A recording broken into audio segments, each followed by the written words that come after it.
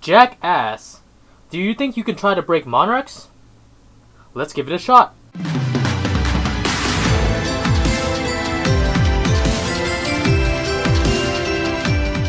What is up, all you beautiful people? It is I, AkemiTCG, back here with a brand new video. I did that late. We're going to be touching upon an old deck that Jack has brought up, and it's Monarchs. Monarchs have been around for, oh god, maybe forever, and they recently got a structure deck. I think it was 3 or 4 years ago. I'm not sure how long it's been, but Monarchs have initially been around for a while. If you don't know what Monarchs do, if you're new to the idea of Monarchs, the idea is you summon a board. You don't really make a board, but you summon like 1 or 2 really big guys, and you basically tribute your opponent's monsters on their turn, and or shut your opponent out of playing Yu-Gi-Oh! With either domain lock, which says if you control a tribute summon monster, you're the only person that controls the tribute summon monster, then your opponent cannot use their extra deck. Granted, you do not have any cards in your extra deck. Or you can just summon Vanity's Fiend or Majesty's Fiend so they can't special summon or activate monster effects. In theory, it's very good if you're going first and you always open Vanities or Majesties. But we're gonna go through the deck right now. I built like a cookie cutter version of the deck. It's not the best version, but let's go right into it. Basically, very simple build. Idea is you want to get one of these guys in your hand along with one of these guys. Literally any of these with any of these. That's it. That's all you need, okay? So all deck is 2-card combos. Very resource intensive, and there's very few ways this deck generates pluses. And when it does generate pluses, let's say from Return of the Monarchs, then you don't really get much gas out of it because you just get another Monarch card. On occasion, if you activate Eidos from the graveyard to summon Idea and then another Eidos, you can get 2 tribute summons that turn. And that way, when you do get another Monarch card from Return of the Monarchs, you can go ham with it. However, one of the biggest issues is 2 of the main cards that play in this deck are Vanity's Fiend and Light Inertia's Dragon. Both of those cannot be searched, okay? You cannot search those cards. You have to hard draw into these 5 cards, and sometimes you really need Vanities for that certain matchup.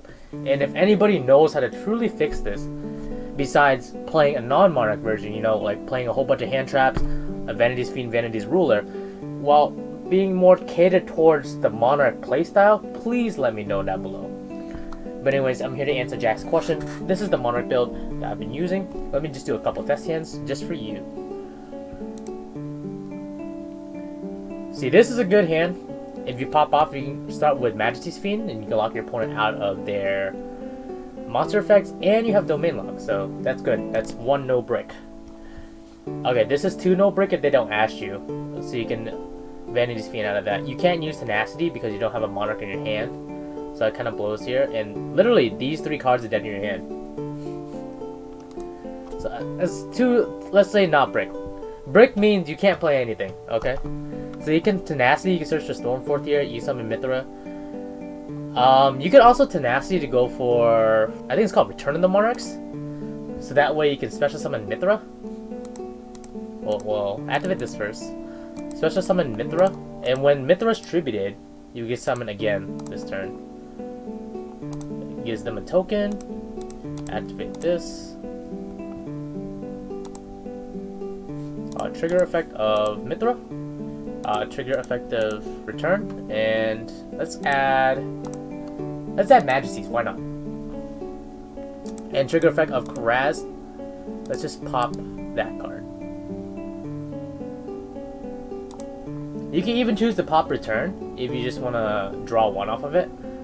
But granted, you won't be able to use it again afterwards. So, pros and cons here. So since you use Mithra, you can tribute summon again this turn. So now your opponent's locked out of monster effects and they're locked out of their extra deck. Pretty good. Not bad. That's 3 no bricks. Alright, 4 no bricks. Wait, this could be brick. 4 no bricks. Oh wait, why did I discard Tenacity to get 2 more Tenacities? Let's see if I can play Tenacity here. And yeah, we need Pantheism at 3, guys. We definitely need it.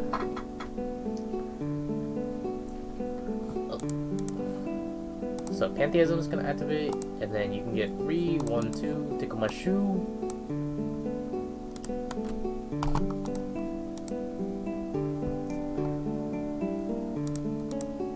That was actually so sad. I discarded Tenacity to draw into too much Tenacity. That's brick. Yeah, you can't play with this hand, I'm sorry. Alright, that's 1 out of 5. No brick.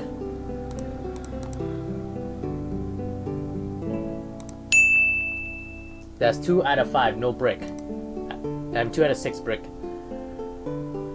Let's see. 1 for 1. Okay, that's good. 2 out of 7. 2 out of 8.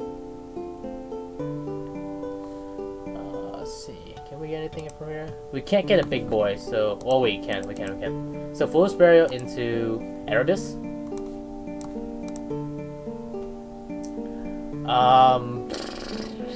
Discard a Monarch spell or trap, so you don't need Stormforth since you're going first this time. Add this to your hand. Okay, you pop off. So 2 out of 9. And 2 out of 10. So 2 out of 10 chance of brick. Not statistically significant enough. I can do this 100 times. And there's a good chance we'll see it maybe more than 20 out of 100 brick. But I'm going to show you guys some live duels just to see what I'm talking about. The biggest problem is you literally need to open any of your starters, okay? So, and you also need one of these guys. And by doing so, you use up 2 or possibly more resources in your hand, because if you play 1 for 1, that's 3 resources. And then you only have 2 cards in hand, and there's not too much strong recursion with this deck, but when you pull off Vanity's Fiend and they don't have an out to it, they lose. So, something to keep in mind. I have some replays for you guys, just to show you the power of the Monarch. Alright, so I'm going first here, I think. I just summon Activate Tenacity, and he surrenders because he believes I have Vanity's Fiend in hand, which I do, and I have it. That's game. Alright, second game here. Alright, this hand, this is brick. I don't have a Monarch card. So what I did was I set 3 pass. Let's see what the top card of my deck would have been. Okay, that wouldn't have helped. And he draws into Evenly Match. And as you can see, I get clapped from here.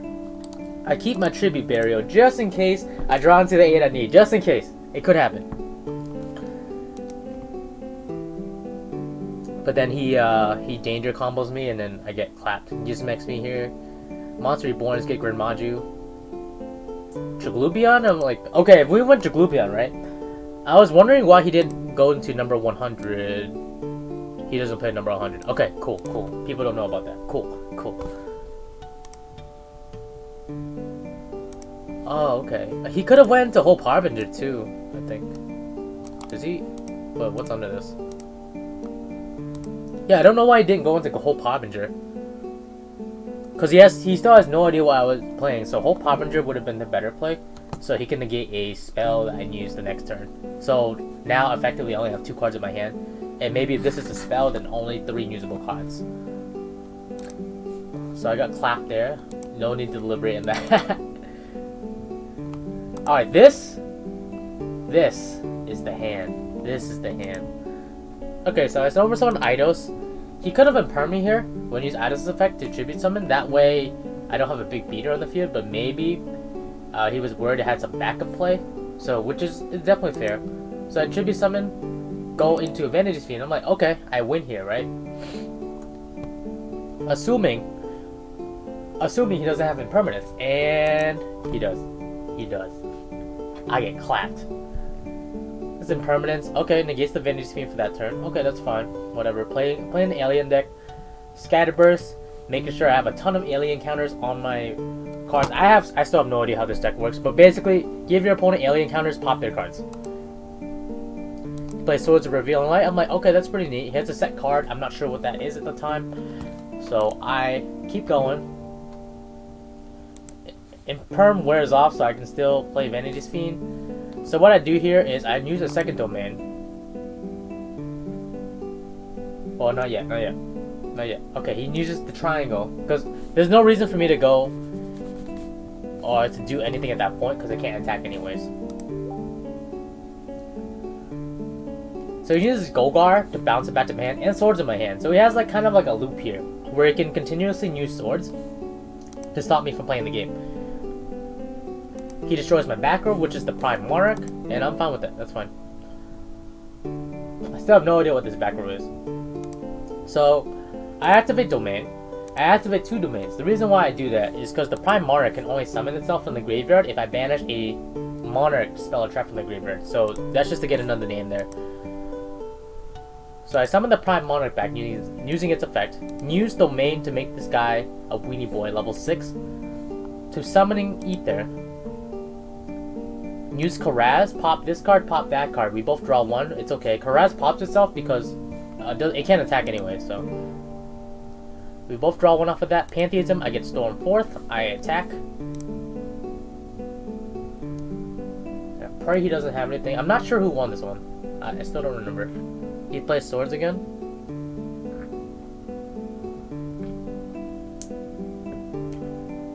I'm playing 1 for 1. The reason why I'm doing it now, let's just set up a board. Also, secondly, I don't want to draw into either of these. Right now, I'm in hermit mode. I need to draw into Monarch cards. Oh, it sets Awaken the Dragon. Ooh, feisty. I didn't even know he played that. What targets do he play for Awaken the Dragon? Okay, just these 2. Okay, whatever. No biggie, no biggie. No game ender. So I draw into Ether, and you're probably wondering, why didn't I just trade in it? I just wanted to get more pressure on the board and keep this as long as possible. So, and also my thought process is, since I can't attack this turn anyways, I can summon a big boy from the deck. This guy, and during the end phase, he's going to go into my hand anyways. So next turn, trade in his life. That's my reasoning behind it.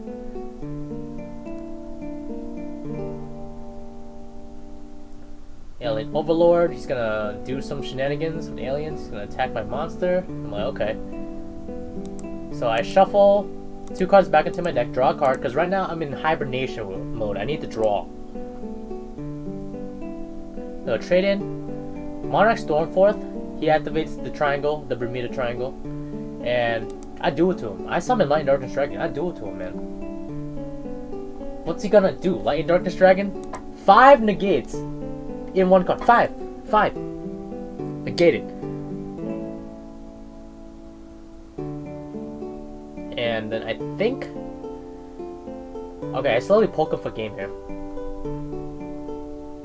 What's he gonna do? 5 negates. Alright, so it's a Revealing Light. Negated. Since it's not a continuous spell, it doesn't stay in the field. So he changes Quick Play in the graveyard, which is cool, because Light and Darkness can only activate once per chain. So, which is nice. He normal summons that, activates that card, and then just negated. And then, I think it's game here. I don't even know why I summoned that. There was no reason for me to summon that. Okay. Next one. Load replay. Alright, this is brick. This is brick.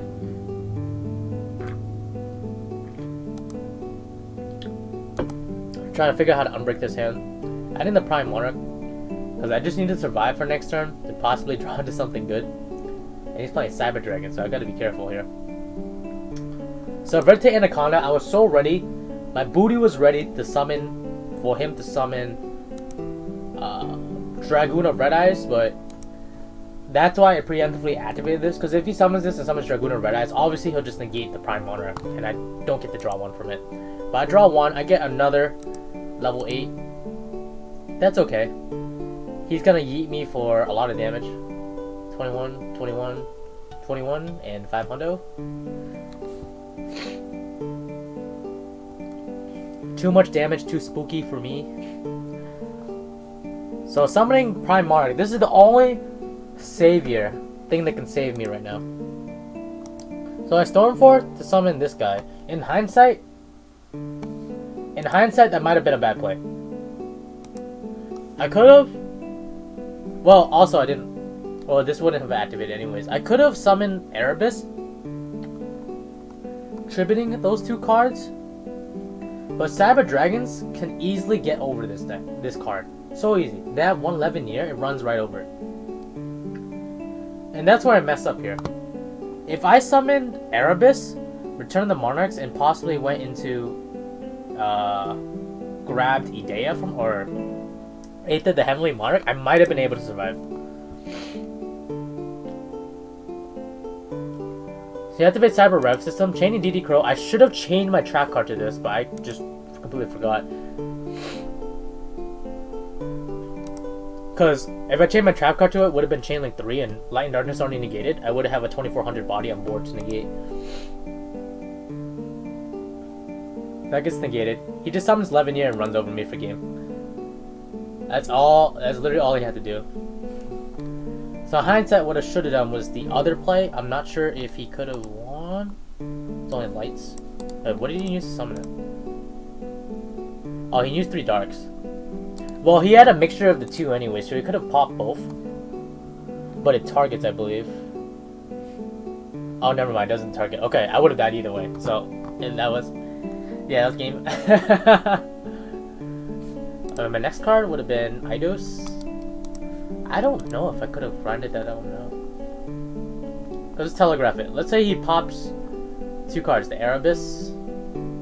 I would have just Erebus and returned the Monarchs in the field. I could have potentially got rid of his cards. Potentially got rid of his Levineer in his hand, which would have been good.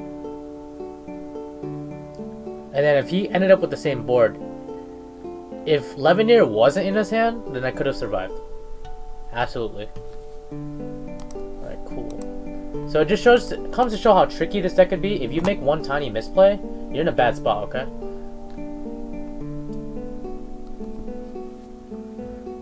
So I'm doing all this cool stuff. Oh wow. Realize I don't have any of the sound effects on. I don't know if you guys like that or not, but let me just turn that down. Yeah. So he's doing all this level 8 shenanigan, okay? I can't keep up with this. He summons a over 9,000. Big boy. That's a no-no for me, right?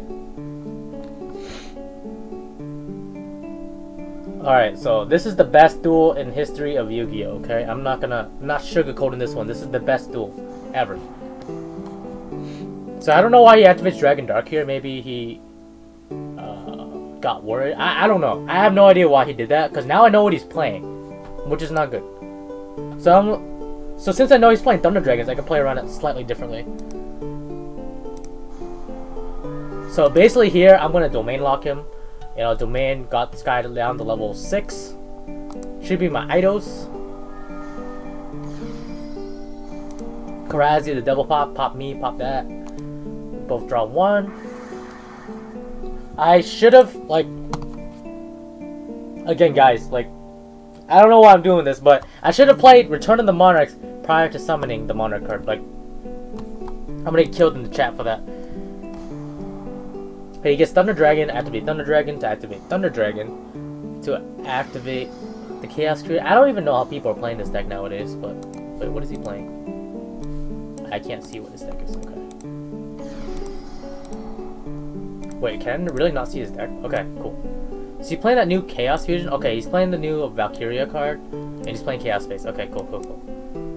He's only playing 1. Interesting. Oh wait, he's playing 3. Okay, I'm about to say, if you only play 1 Chaos Space, you're doing something wrong there, buddy. Alright. So he's doing all of this shenanigans. Basically, he's having trouble, okay? I can see he's having trouble, because he really wants to go into this extra deck with all this good, all this Predator Plant, Verti, Anaconda, Cross Sheep, everything in it, but he can't because of this damn card. And there's literally no inherent out to this deck, except for Thunder Dragon Duel, buff with the Matrix. So it's 3100, it's fine. He attempts to end the main phase, go into battle phase. I chain Monarch Stormforth. No, I chain Aether first, chain link 1, chaining Monarch Stormforth, chain link 2, and chain link 3, getting my monster. So basically it's going to resolve backwards. I'm going to summon my trap card onto the field. Stormforth is going to resolve, letting me tribute summon his monster, and Aether will finally resolve last, letting me tribute the trap card I just grabbed and also his Dragon Duo. So now his Dragon Duo is gone. I get my return effect. I get my Ether effect. I get both of those. I summon Erebus. So now he has to get rid of both of these, both Ether and Ether, to summon any cards from this extra deck. And can he do that? I don't know. He crashes. I don't know why he crashes with Black Dragon Call-Up Serpent. I think he just wanted White Dragon in his hand, just to thin out his deck. I think that's what he was trying to do. Because in my opinion, I think this duelist is still educated. Like, he knows what he's doing. That's what I'm trying to say. So Tribute Burial, I'm gonna tribute his Black Dragon Call-Up Serpent, so he just can't get it back. Period. And or banish it off of White Dragon. To summon Erebus, activating Return of the Monarchs. Chainlink 1, Chainlink 2. In hindsight, this should have been Chainlink 1 and Chainlink 2 because I don't need this to go off. I need this to go off. Okay. So I'm gonna send his card on a field back to the deck because I have no idea what it is. Attack into both of his monsters. Remember, the field spell gives my monsters an 800 buff if it's tribute summoned during my battle phase. I mean, my damage calculation. So he's just gonna run over one card. Whatever. I still have Erebus in hand, so he does actually summon the Wyvern Buster. Before the end phase happens, I summon the Prime Monarch, so I have it live next turn.